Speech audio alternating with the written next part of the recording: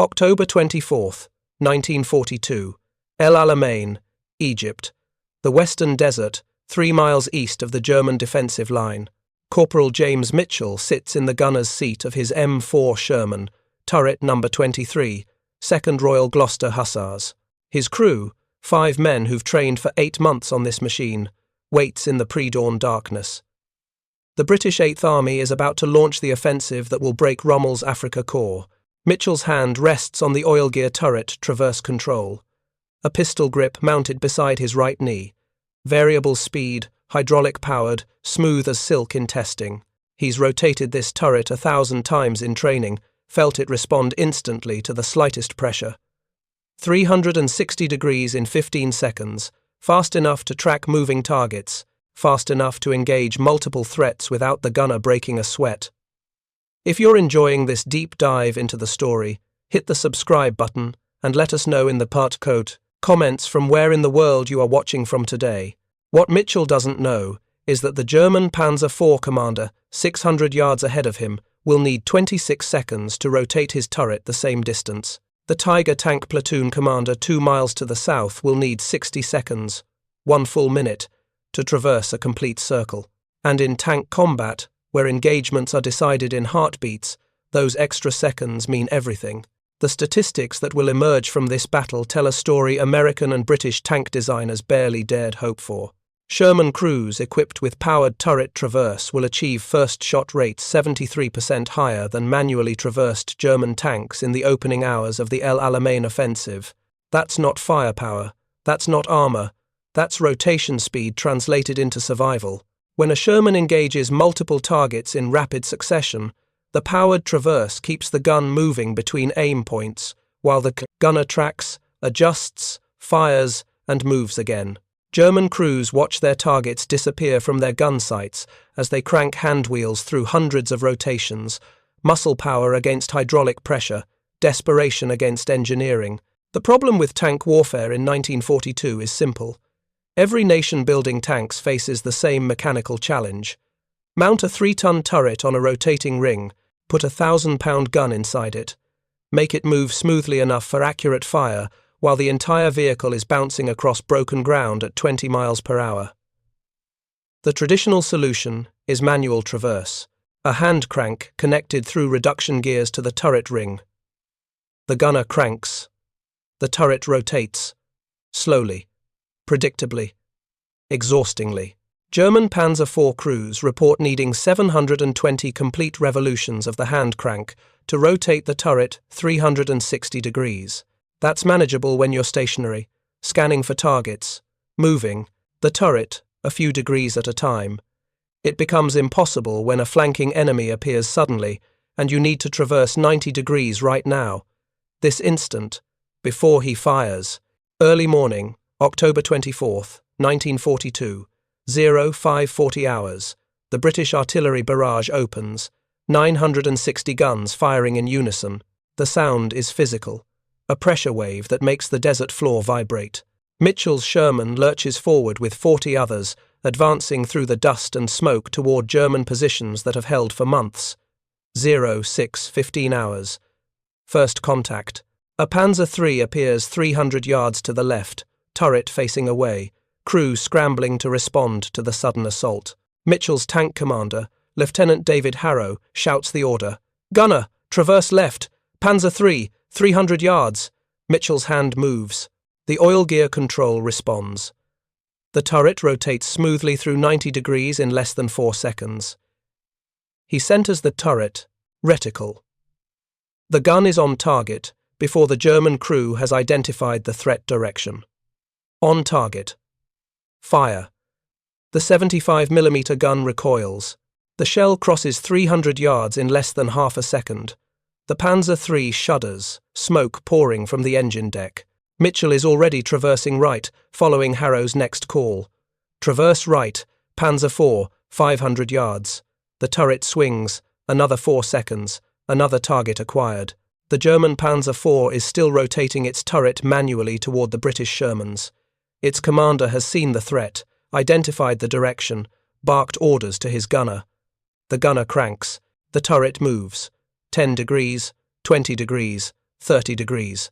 Mitchell fires. The round impacts the Panzer IV's side armour at 500 yards. Penetration. The German tank stops moving. Mitchell is already searching for the next target. Total time elapsed since first engagement, 18 seconds. 2 German tanks disabled. The Sherman has fired, traversed, fired again, and is ready for a third engagement before the first German crew could complete a 90-degree manual traverse. This is the advantage no one predicted would matter so much. British after-action reports from El Alamein will document it with numbers that speak louder than tactical theory.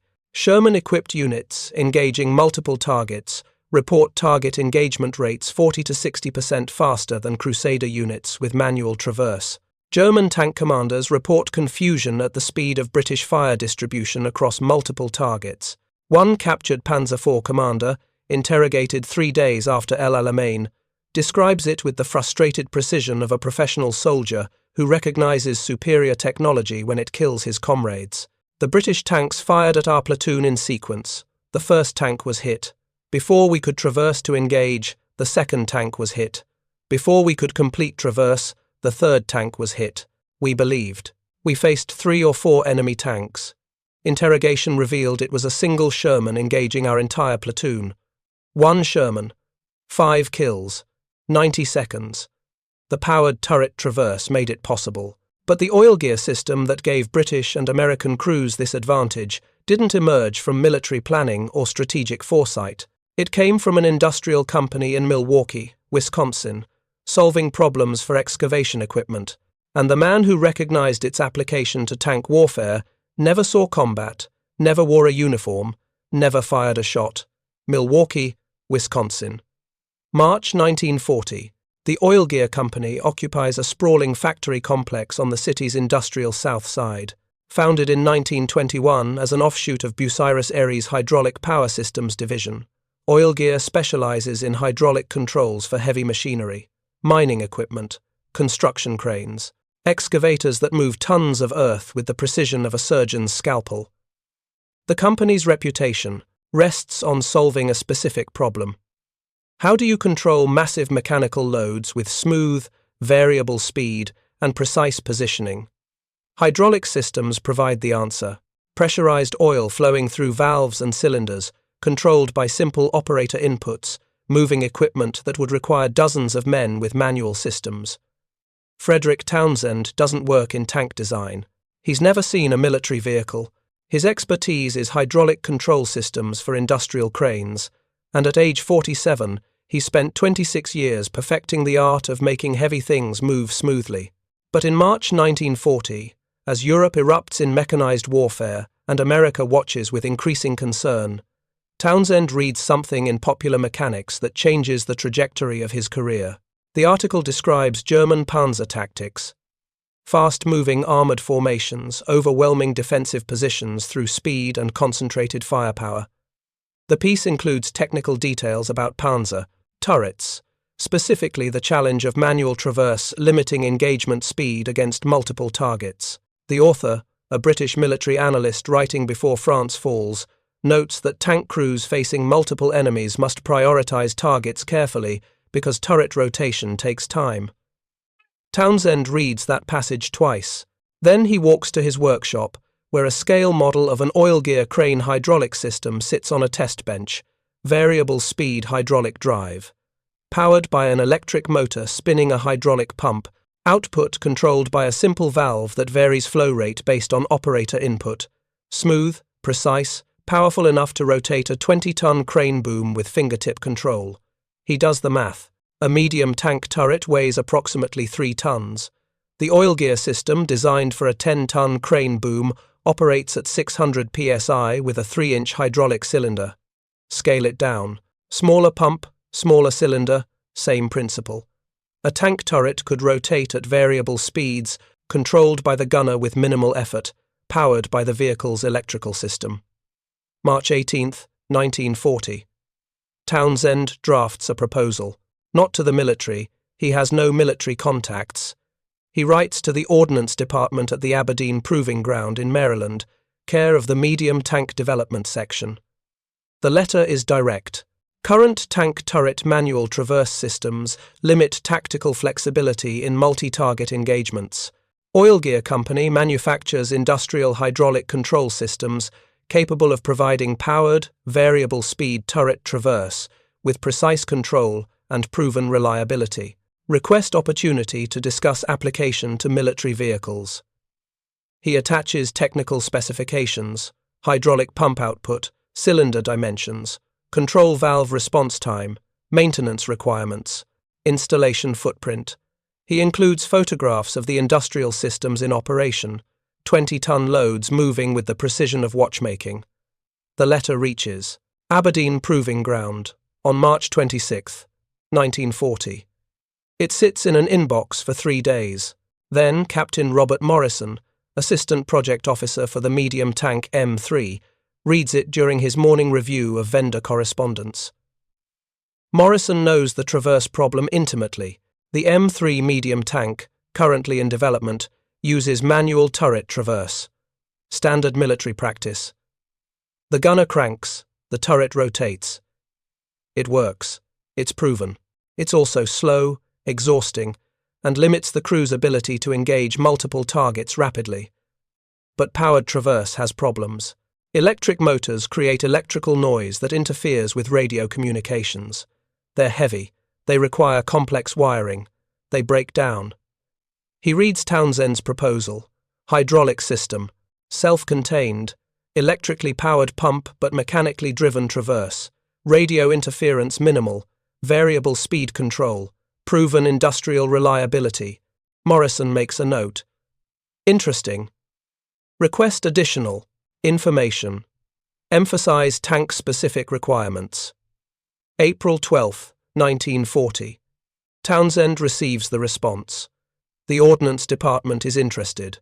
They request specifications for a system capable of rotating a 3-ton turret through 360 degrees in under 20 seconds, with variable speed control suitable for both rapid target acquisition and fine aiming. The system must be compact enough to fit within the turret basket of a medium tank. It must operate reliably in temperatures ranging from -20 to +120 degrees Fahrenheit. It must be maintainable by mechanics with minimal technical training. The timeline is aggressive. They want a prototype system within 6 months. They want field testing within 9 months. They want production systems within 12 months if testing succeeds. This is early 1940. War is coming. Everyone knows it. America's tank force is obsolete. The military needs solutions immediately. Townsend assembles a team. 3 hydraulic engineers, 2 mechanical designers, 1 electrical systems specialist. They work from Oilgear's existing industrial systems, adapting proven technology to military specifications. The core components remain unchanged. Hydraulic pump, driven by an electric motor. Hydraulic cylinder driving a gear train connected to the turret ring. Control valve operated by the gunner allowing variable speed from 1 to 24 degrees per second. The innovation is integration, making a system designed for stationary industrial equipment work inside a moving combat vehicle. Vibration isolation for the hydraulic pump. Flexible hydraulic lines that can handle the constant motion of the turret. Control valve robust enough to survive combat shock. Electrical system compatible with military standard 24-volt power. September 1940. The prototype arrives at Aberdeen Proving Ground.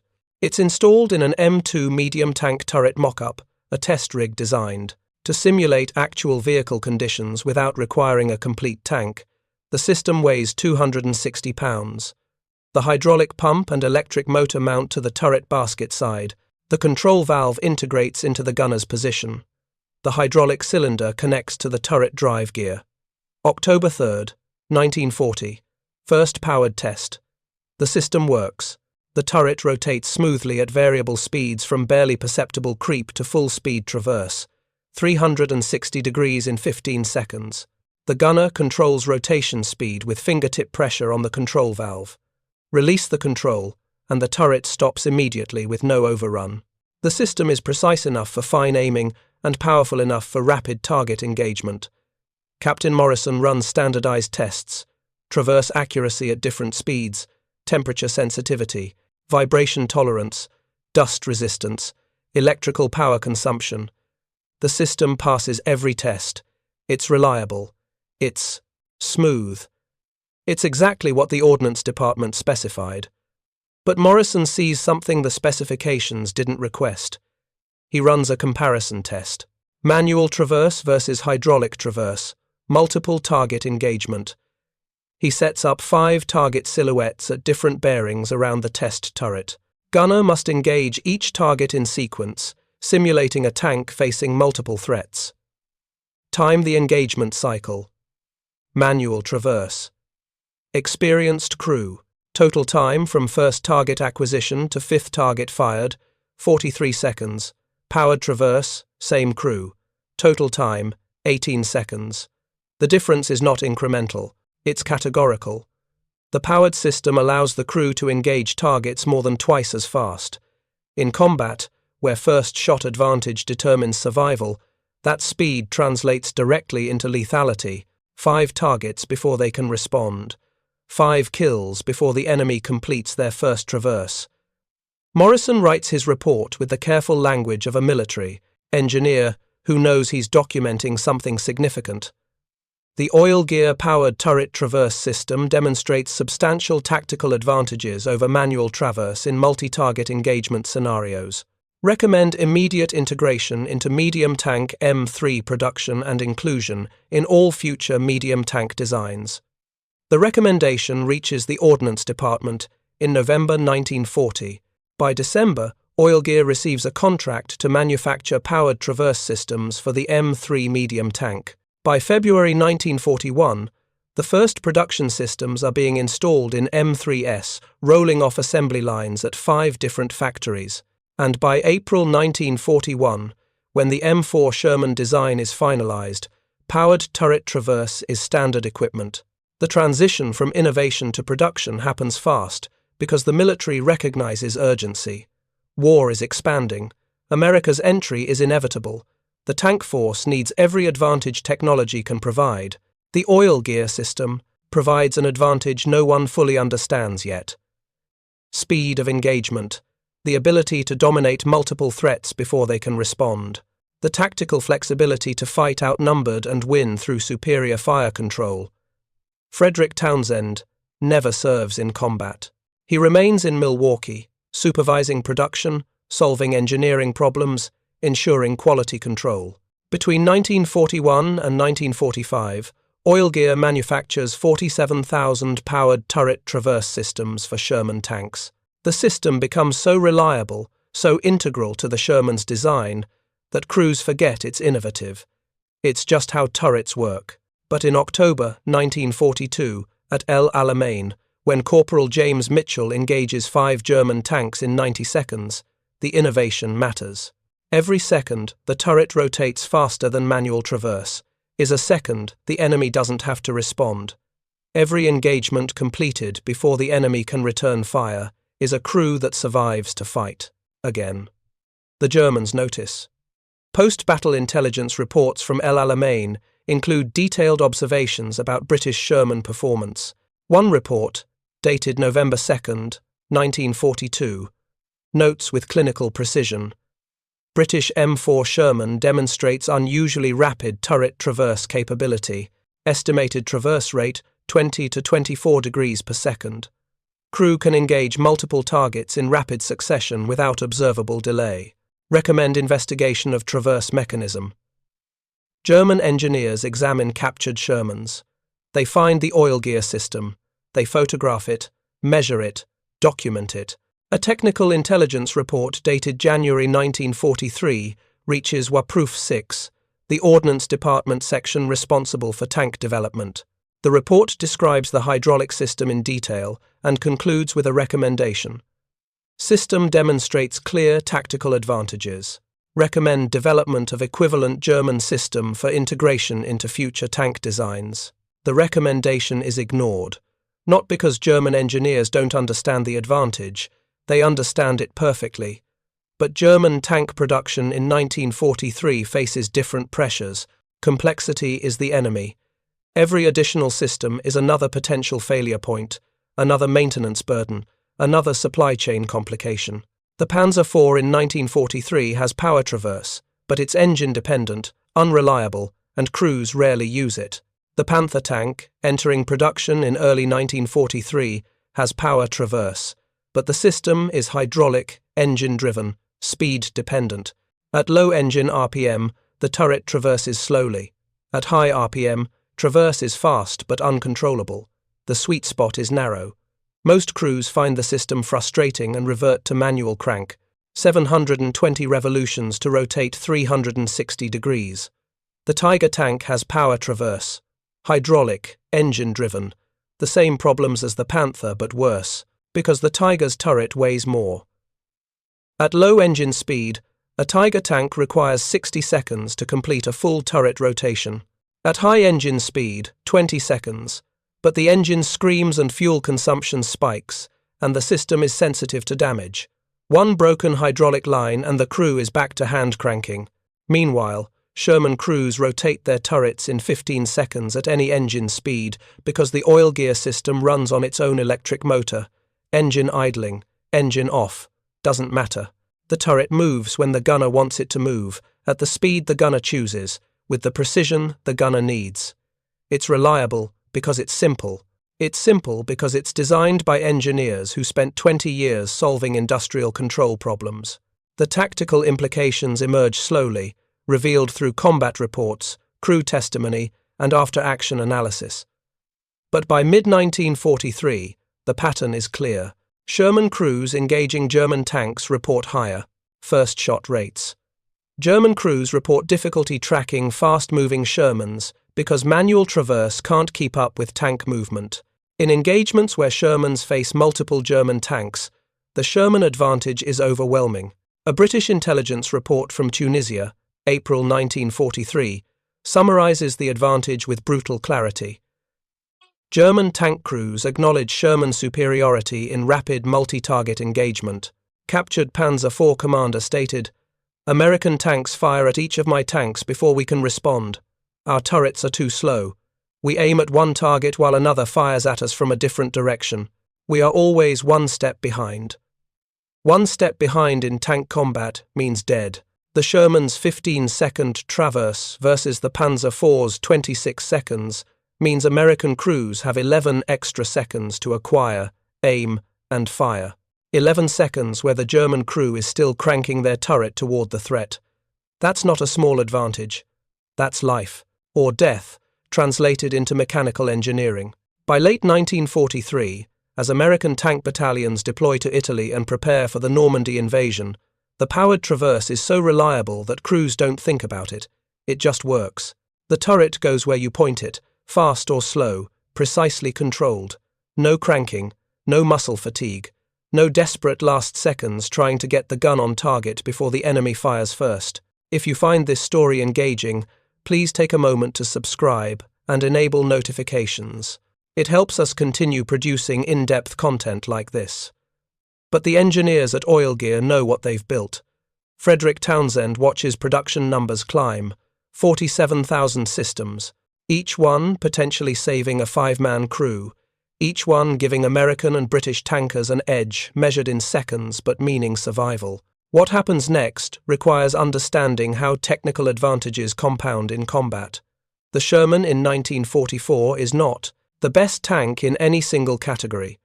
German Panthers have better armor, Tigers have better guns, T-34 seconds have better sloped protection, but the Sherman has something none of them have. Reliable systems working together, powered turret traverse, gyro-stabilized gun sight, reliable mechanical systems, comfortable crew stations that reduce fatigue, good visibility allowing rapid target acquisition. Each advantage is small. Together, they create a tank that crews trust and enemies fear not because it's invincible but because it's effective. The traverse system is the foundation. Everything else builds on the ability to keep the gun on target while the tank moves. The stabilizer keeps the gun steady in elevation. The traverse keeps it tracking in azimuth. Together, they allow Sherman crews to engage targets in conditions that would be impossible for manually traversed tanks. And in 1944, as the war in Europe reaches its climax, that advantage saves thousands of lives. American, Tank crews who never meet Frederick Townsend, who never know his name, who barely understand how their turret works beyond knowing that when they move the control, it responds instantly. They survive because an industrial engineer in Milwaukee recognized that the same hydraulic system that moves a crane boom could rotate a tank turret.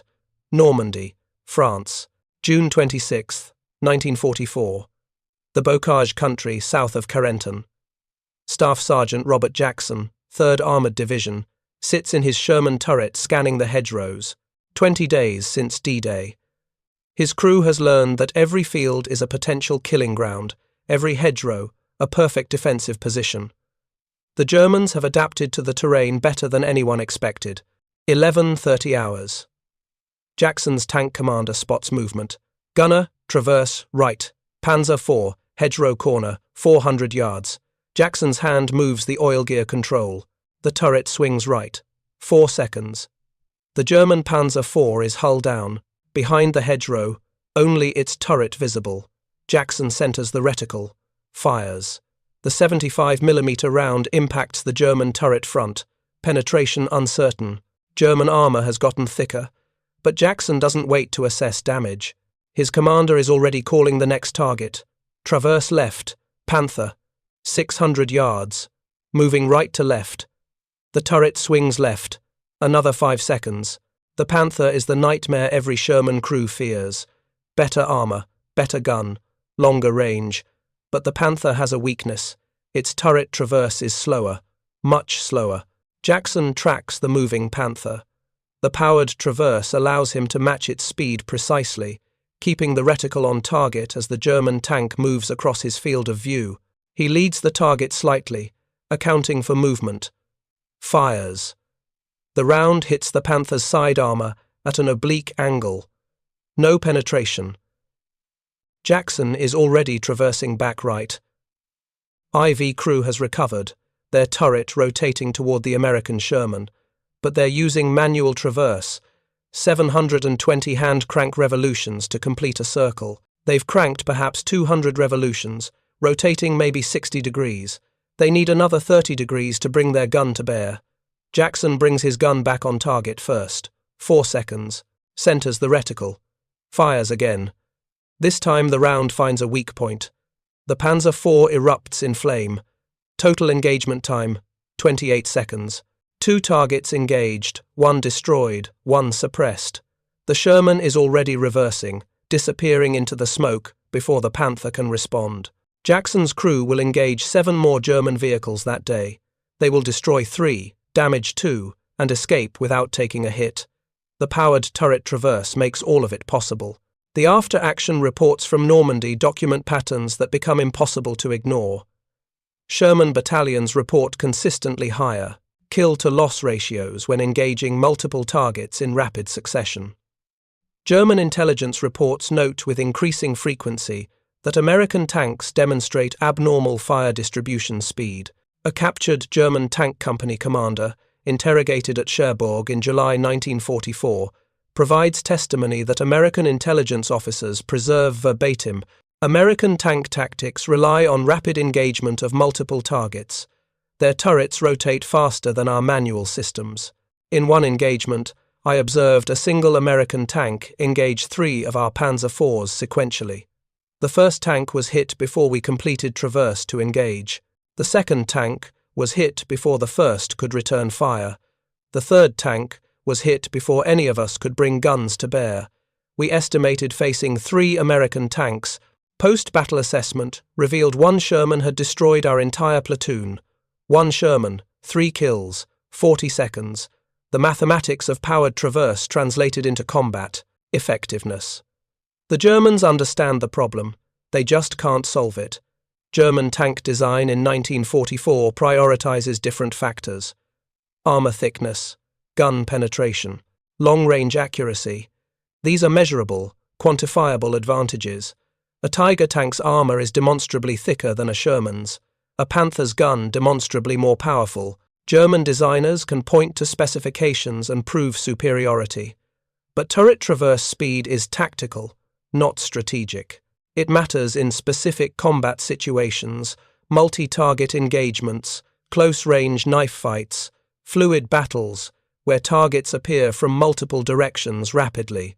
German doctrine emphasizes defensive positioning, long-range engagements, prepared fire lanes.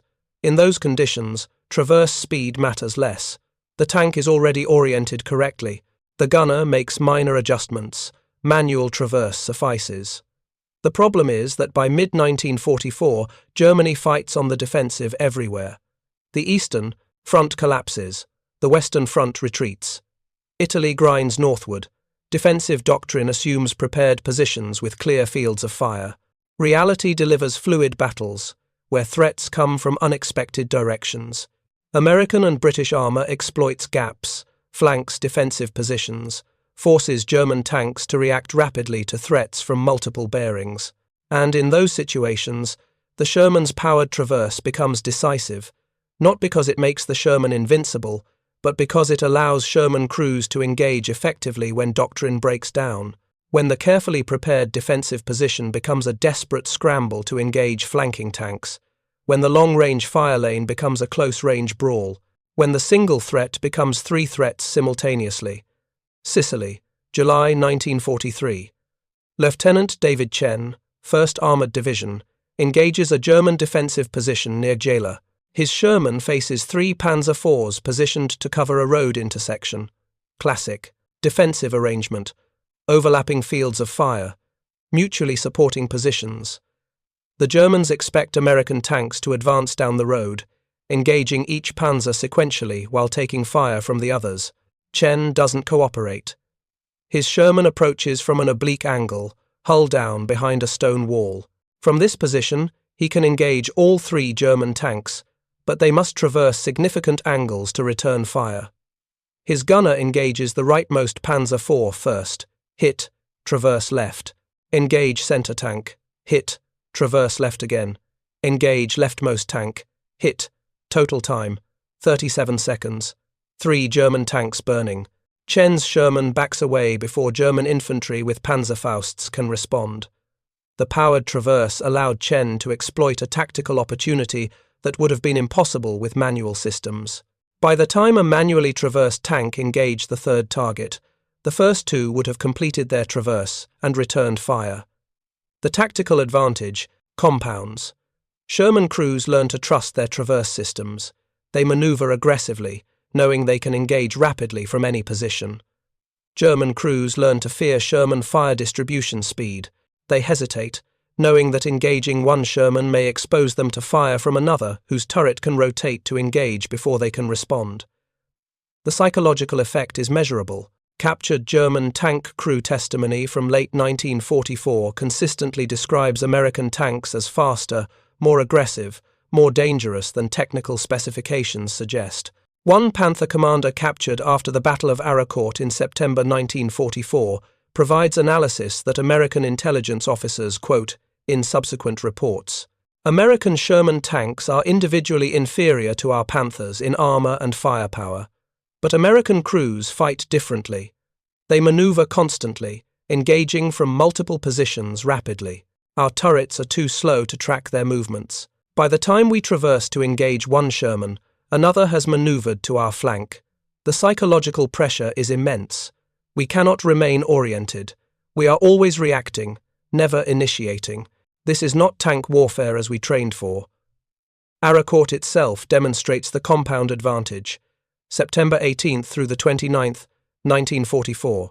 The 4th Armoured Division faces the German 5th Panzer Army, including 2 Panzer brigades equipped primarily with Panther tanks.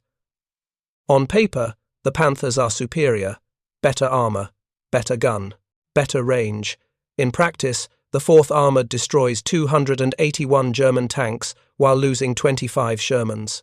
The kill ratio is 11-1, overwhelmingly in favour of the technically inferior Sherman. How? Multiple factors contribute, but after-action reports emphasise one consistently. American crews engage multiple targets rapidly. German crews struggle to respond to threats from multiple directions simultaneously. The powered turret traverse allows American tanks to exploit this tactical pattern effectively. One 4th Armoured Tank Commander, Captain James MacDonald, describes the tactical evolution in his after-action report.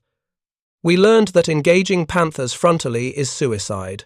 Their armor is too thick, their gun too powerful. But Panthers have slow turret traverse. We maneuver to flanks, force them to traverse large angles to engage us. While they're cranking their turrets around, we're already firing. One Sherman distracts, another flanks, the third shoots. Rinse and repeat. It works because we can rotate turrets faster than they can respond. The tactics become doctrine. By late 1944, American armored training emphasizes multi-tank coordination, exploiting the Sherman's traverse advantage. German training emphasizes defensive positioning to minimize the need for rapid traverse.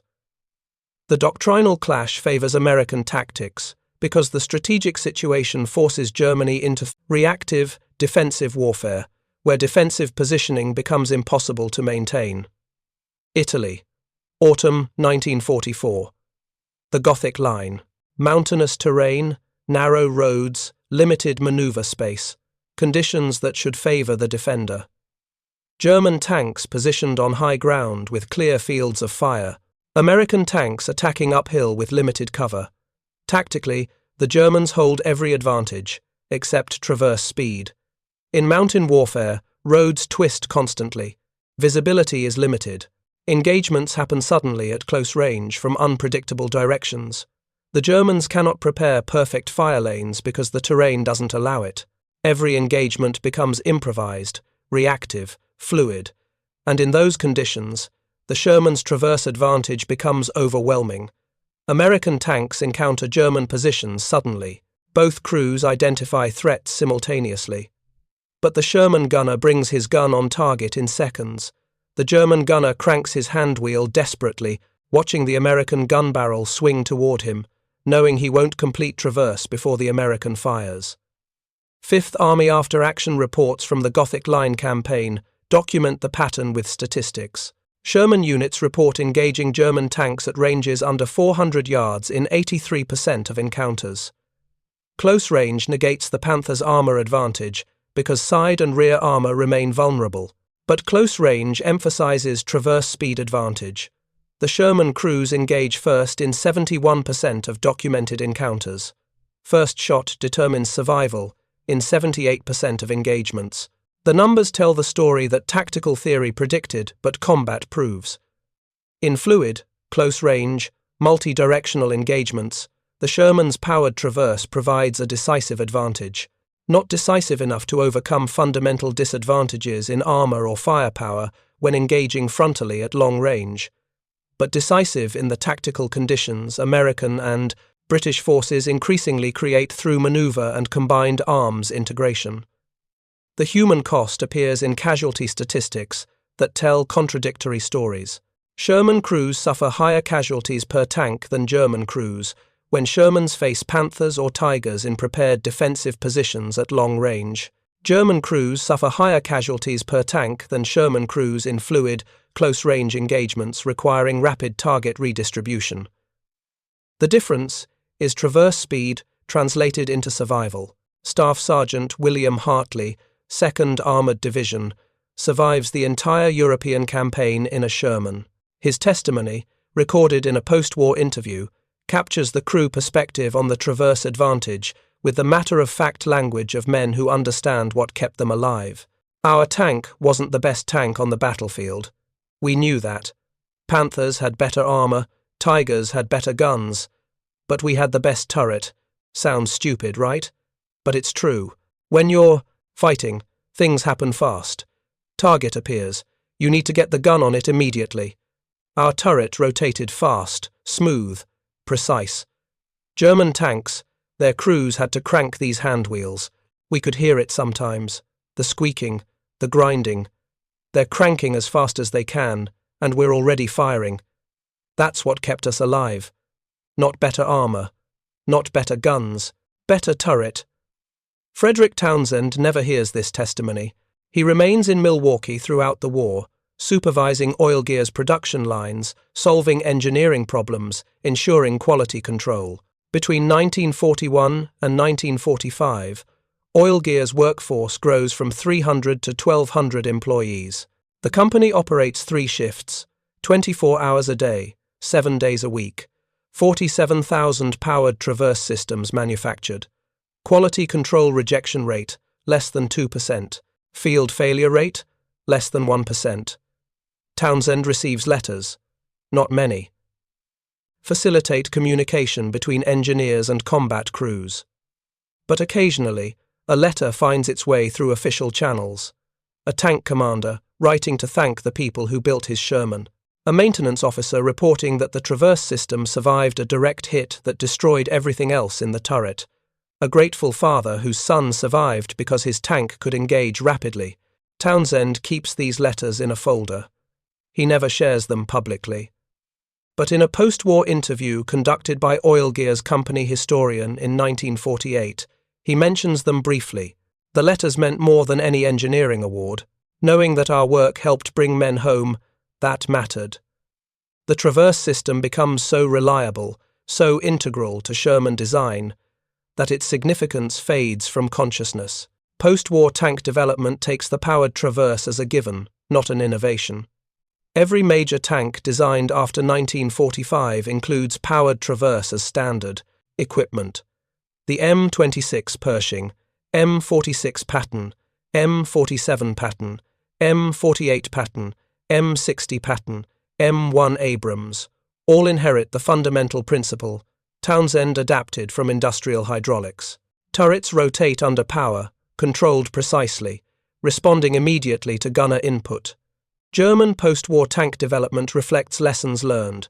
The Leopard tank, entering service in 1965, features fully powered turret traverse with variable speed control, precise response, redundant systems. German engineers, given the opportunity to design without wartime constraints, build exactly what American engineers built in 1941. The principle becomes universal. Powered traverse is not optional, it's foundational. The Oilgear company continues manufacturing hydraulic control systems into the 21st century. The company's product line expands beyond turret traverse, but the core technology remains unchanged. Hydraulic power, electrically controlled, precisely regulated. The same principles Frederick Townsend applied to tank turrets in 1940 now control excavators, industrial presses, aircraft control surfaces, marine winches. But the turret traverse systems remain the company's most historically significant contribution. 47,000 systems manufactured during World War II. Estimated crew lives saved through superior engagement speed, unknown but measurable in thousands. The Sherman's reputation suffers post-war. Critics focus on armor deficiencies, gun limitations, high-profile failures. The powered traverse advantage disappears from popular consciousness. But in the archives, the after-action reports tell a different story. Sherman battalions consistently achieve higher kill ratios in fluid engagements. German intelligence consistently notes American traverse speed as tactical concern. Crew testimony consistently credits the turret system as life-saving equipment. The evidence is overwhelming for anyone willing to examine it. Frederick Townsend dies in Milwaukee in 1967 at age 74. His obituary in the Milwaukee Journal identifies him as a hydraulic engineer and former Oilgear employee. It mentions no military contributions, no lives saved, no tactical innovations. His family receives condolences from former colleagues, but no military recognition. The traverse system he designed is installed in thousands of tanks worldwide, but his name appears on no monuments, no plaques, no memorials, except one. At the United States Army Ordnance Museum at Aberdeen Proving Ground, a small display case near the Sherman tank exhibit contains a cross-section of an Oilgear turret traverse system. The placard reads, Powered Turret Traverse System, Model M13. Designed by Frederick Townsend, Oilgear Company, Milwaukee, Wisconsin. Installed in 47,000 M4 Sherman tanks, 1941 to 1945. This system provided American and Allied tank crews with significant tactical advantages in rapid target engagement, contributing to Allied victory in armored warfare. The display is modest. Few visitors pause to read it, but the Sherman tank beside it, restored to pristine condition, features the Oilgear system in perfect working order. Docents demonstrate the turret traverse for visitors. Touch the control. Watch the turret rotate smoothly through 360 degrees in 15 seconds. Precise, powerful, reliable. Exactly as Townsend designed it in 1940, the tactical legacy extends beyond World War II, Korea, Vietnam, Middle East conflicts. Everywhere American tanks deployed, the powered traverse system provided the same advantage. Rapid target engagement, precise control, reliable operation. The principle became so fundamental to tank design that imagining tanks without powered traverse became impossible. Modern main battle tanks rotate turrets in 8 to 10 seconds, twice as fast as the Sherman. But the fundamental engineering remains unchanged. Electric motor driving hydraulic pump, hydraulic pressure rotating turret through gear reduction, gunner control valve regulating flow and speed. Townsend's 1940 design, refined and improved but conceptually identical. The innovation wasn't the components, it was the application, recognizing that industrial hydraulics could solve a military problem. The Sherman versus German tank debate continues. Enthusiasts argue specifications: armor thickness, gun penetration, mobility, reliability. The arguments miss the fundamental truth that combat crews understood instinctively. Survival depends not on single specifications, but on integrated systems working together under stress. The Sherman worked, not because it had the best armor, not because it had the best gun, but because every system worked reliably, predictably, effectively. The powered turret traverse exemplified this philosophy. It wasn't the most powerful traverse system possible. It was the most reliable traverse system practical for mass production, field maintenance, and combat operation. And in the chaos of armored warfare, where crews fight exhausted, equipment breaks constantly, and tactical situations change instantly, reliability matters more than theoretical performance. The traverse system worked every time. The gunner pressed the control, the turret rotated, no cranking, no jamming, no failure. In combat, that certainty meant everything. The final accounting is impossible. How many lives did the powered turret traverse save? The question has no answer, but the evidence suggests thousands. Every engagement where Sherman crews fired first, every battle where American tanks engaged multiple targets before German crews could respond. Every tactical situation where superior traverse speed allowed Sherman crews to exploit opportunities impossible with manual systems. Lives saved, battles won, tactical advantages accumulated into strategic victory. Frederick Townsend never commanded troops, never fired a shot, never saw combat, but his contribution to Allied victory was measurable, significant, and permanent.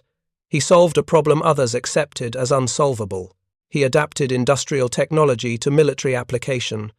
He designed a system reliable enough for mass production and combat operation, and he saved lives through engineering excellence. The traverse system represents something fundamental about American industrial capacity in World War II, the ability to identify problems, develop solutions, manufacture at scale, and deliver reliable equipment to combat troops.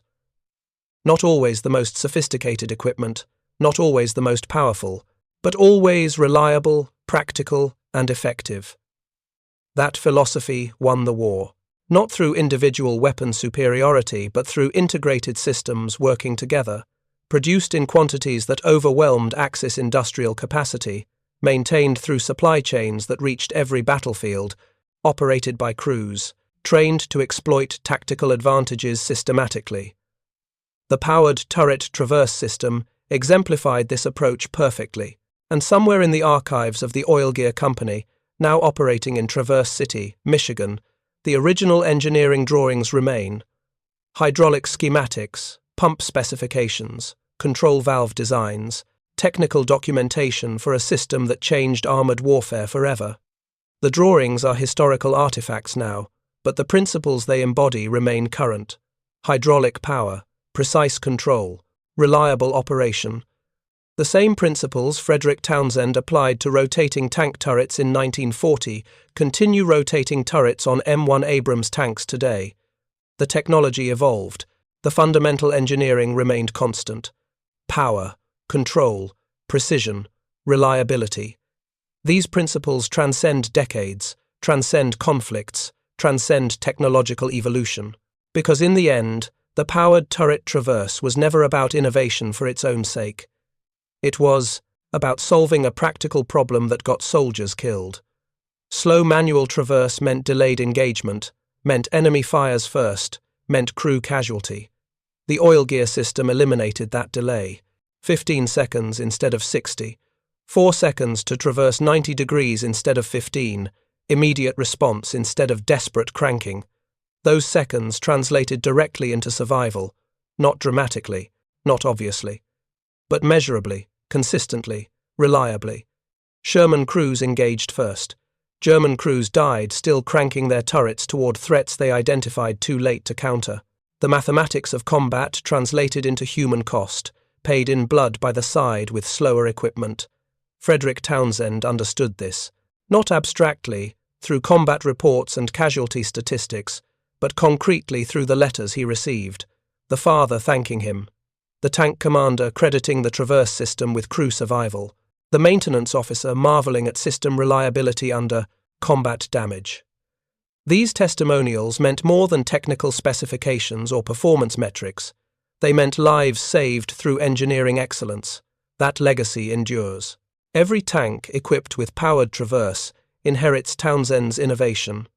Every crew trusting their turret to respond immediately benefits from principles established in 1940. The system became so fundamental that its origins faded from memory. But the impact remains measurable, significant, permanent. The Sherman tank's legacy is complex, controversial, debated endlessly. But one aspect remains undeniable. The powered turret traverse system gave Allied crews a decisive tactical advantage in specific combat conditions. That advantage saved lives. That advantage contributed to victory. That advantage originated from an industrial engineer in Milwaukee, recognizing that hydraulic systems designed for cranes could rotate tank turrets. Innovation doesn't always come from military laboratories or defense contractors. Sometimes it comes from civilian engineers recognizing applications for existing technology. Sometimes it comes from industrial experience applied to military problems. Sometimes it comes from patient problem-solving rather than dramatic breakthroughs. Frederick Townsend exemplified this approach, practical, methodical, focused on reliability rather than sophistication. The powered turret traverse system he designed reflected these principles perfectly, and in the brutal mathematics of armored warfare, where seconds determine survival and engagement speed translates directly into tactical advantage, those principles saved thousands of lives. The Sherman might not have been the best tank of World War II, but it had the best turret traverse system. And in combat, when targets appear suddenly from unexpected directions, when crews must engage rapidly before enemies respond, when survival depends on firing first, that advantage meant everything. Thank you for watching. For more detailed historical breakdowns, check out the other videos on your screen now, and don't forget to subscribe.